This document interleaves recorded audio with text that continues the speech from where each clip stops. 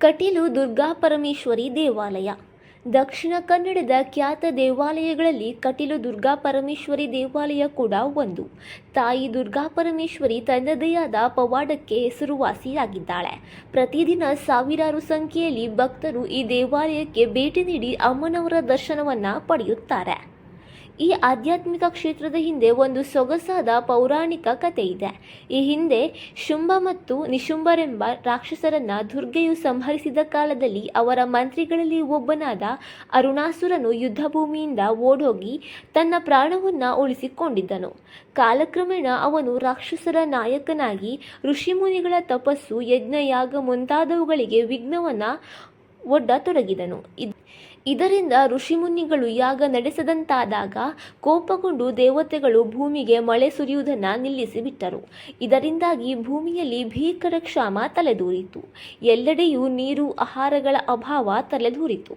ಜನರ ದಾರುಣ ಸ್ಥಿತಿಯಿಂದ ವಿಚಲಿತರಾದ ಜಾಬಾಲಿ ಮಹರ್ಷಿಗಳು ದೇವತೆಗಳನ್ನು ತೃಪ್ತಿಗೊಳಿಸಿ ನಂತರ ಮಳೆ ಸುರಿಯುವಂತೆ ಮಾಡಲು ಒಂದು ಯಜ್ಞವನ್ನು ನಡೆಸಲು ನಿಶ್ಚಯಿಸಿದರು. ಅದಕ್ಕಾಗಿ ಅವರು ದೇವಲೋಕಕ್ಕೆ ತೆರಳಿ ಯಜ್ಞಕ್ಕೆ ಸಹಾಯಕವಾಗುವಂತೆ ಕಾಮಧೇನುವನ್ನು ತಮ್ಮೊಡನೆ ಕಳುಹಿಸಿಕೊಡಲು ದೇವೇಂದ್ರನಲ್ಲಿ ವಿನಂತಿಸಿದರು.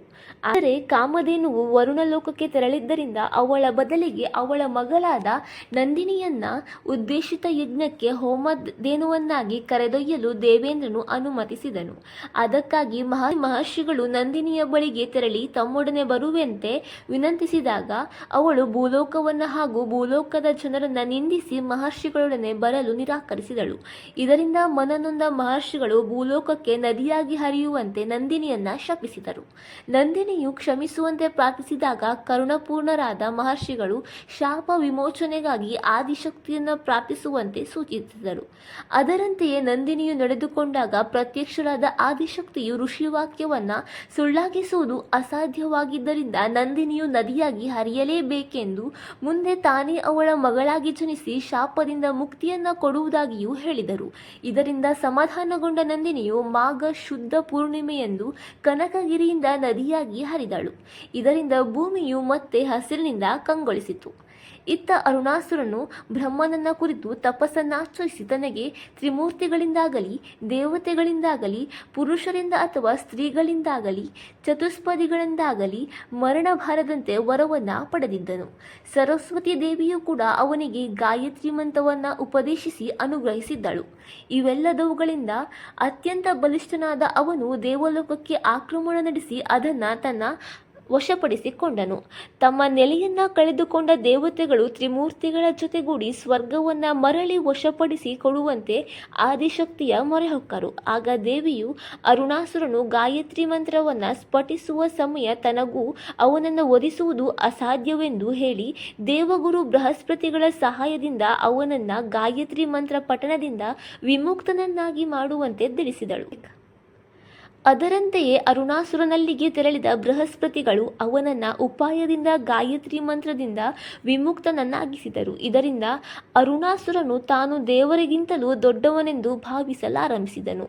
ಋಷಿಮುನಿಗಳ ಯಜ್ಞವನ್ನ ಹಾಳುಗೆಡವಿ ಎಲ್ಲರೂ ತನ್ನನ್ನೇ ಆರಾಧಿಸಬೇಕೆಂಬ ಆಜ್ಞೆಯನ್ನ ವಿಧಿಸಿದನು.